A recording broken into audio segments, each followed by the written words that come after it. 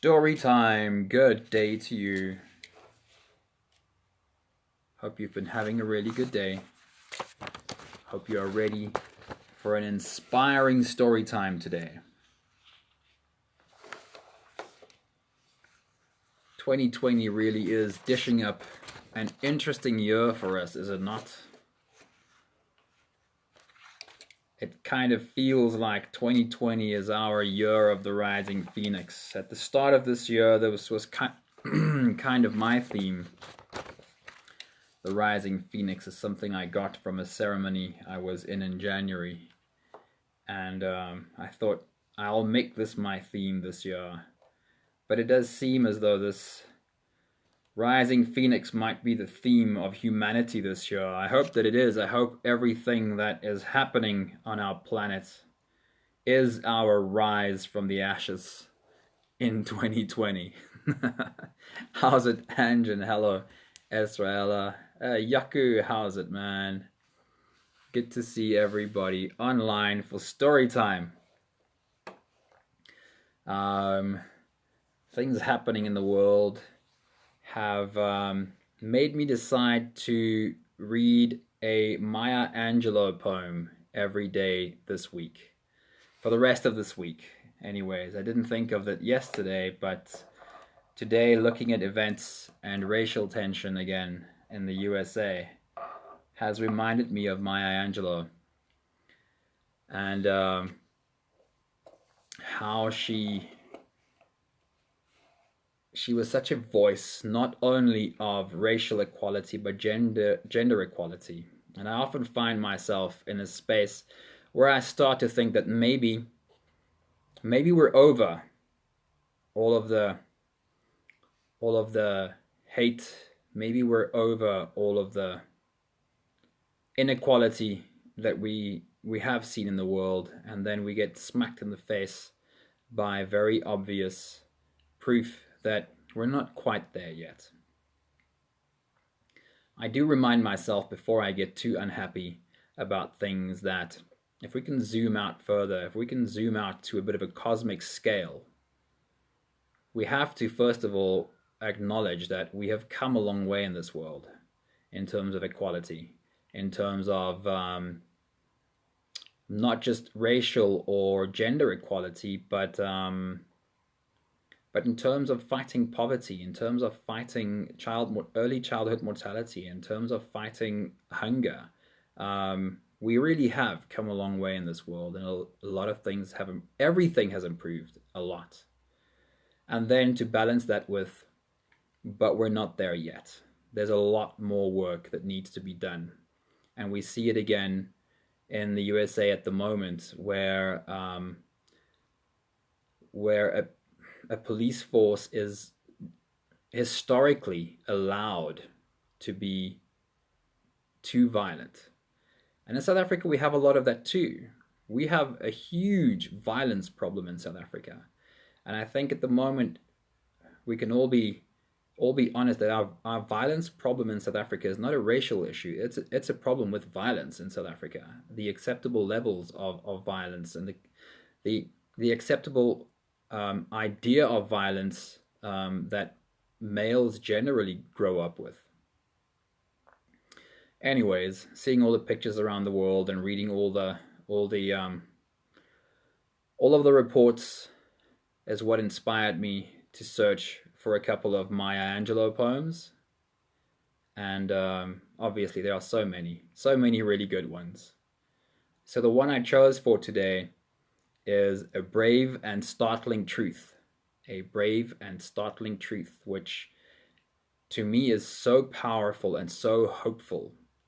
It paints a picture to me that what she saw was where we are heading to, where we will arrive one day, with a very powerful message. And that's why I chose that one today. The message is one of my favorite of her poems. It's not my favorite to read because it doesn't rhyme as well as some of her work does. But it's really powerful. The picture it paints is a picture of hope. And that's why I'll start with that poem today. I haven't said hello to Kharda yet, and I haven't said hello to DB Rochelle yet. Good to have you online with us.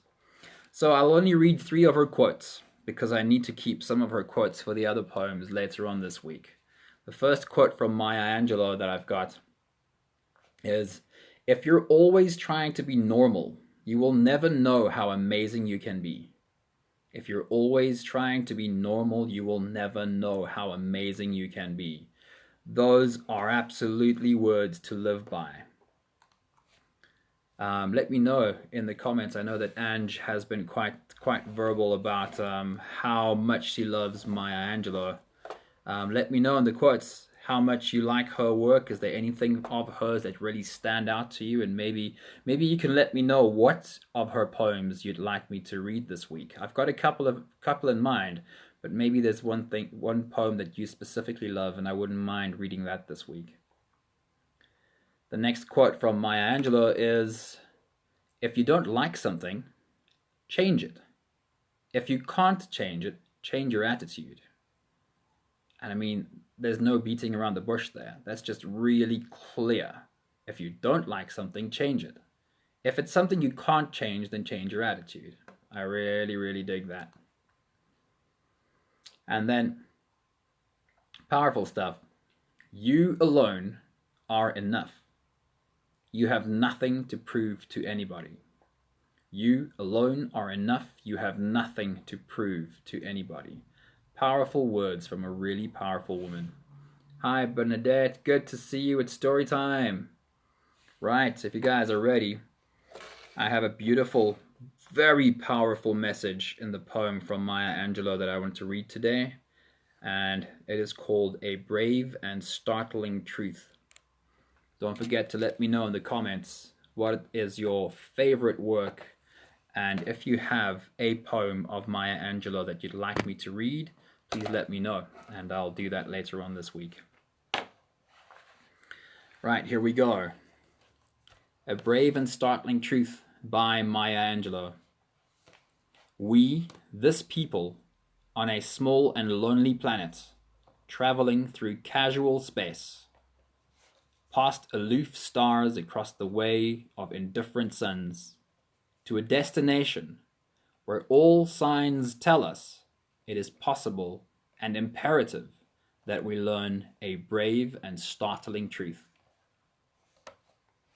And when we come to it, to the day of peacemaking, when we release our fingers from fists of hostility and allow the pure air to cool our palms, when we come to it, when the curtain falls on the minstrel show of hate, and the faces suited with scorn are scrubbed clean, when battlefields and Colosseum no longer rake our unique and particular sons and daughters up with a bruised and bloody grass to lie in identical plots in foreign soil, when the rapacious storming of the churches, the screaming racket in the temples have ceased, when the pennants are waving gaily, when the banners of the world tremble stoutly in the good, clean breeze, when we come to it, when we let the rifles fall from our shoulders, and the children dress their dolls in the flags of truce,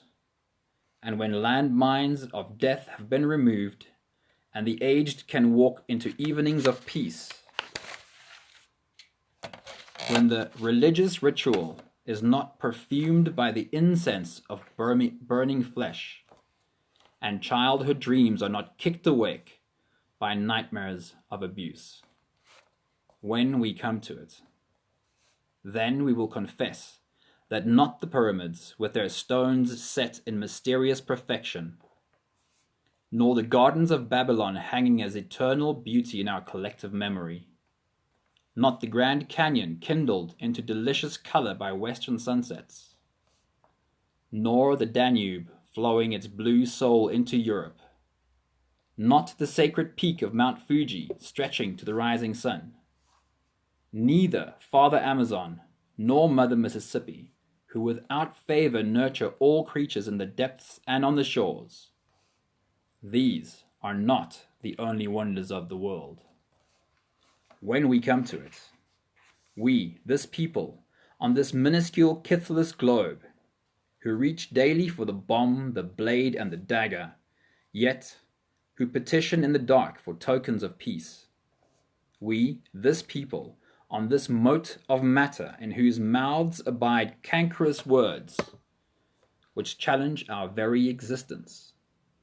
Yet out of those same mouths come songs of such exquisite sweetness that the heart falters in its labor, and the body is quieted into awe. We, this people, on this small and drifting planet, whose hands can strike with such abandon that in a twinkling life is sapped from the living.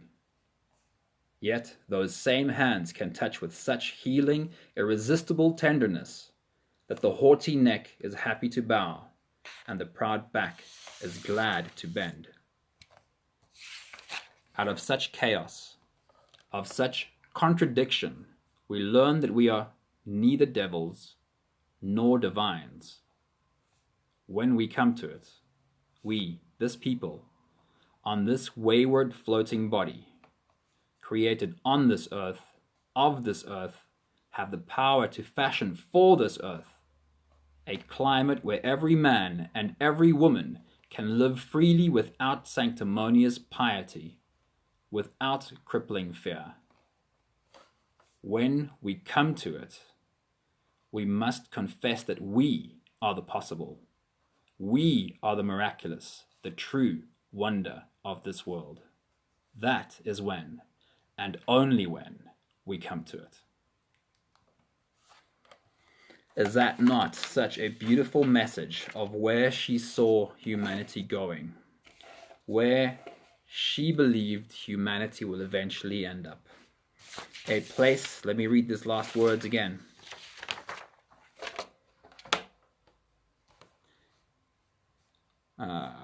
Where have the power to fashion for this earth a climate where every man and every woman can live freely, without sanctimonious piety, without crippling fear.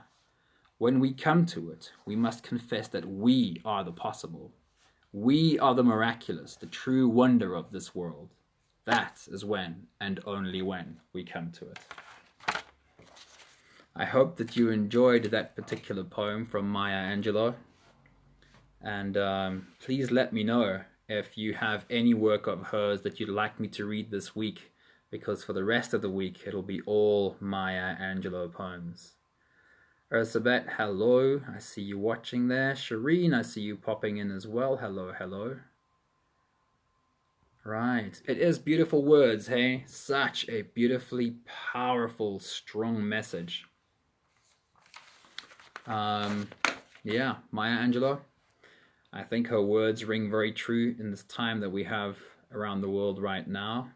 And I am very ready to read more of her work this week. I hope that you have a beautiful, beautiful day. Let me know if there's anything else of hers. Read a couple of her poems maybe and let me know which ones you'd like to hear. Have a beautiful day. I'll see you back here again tomorrow for story time. Ciao, ciao.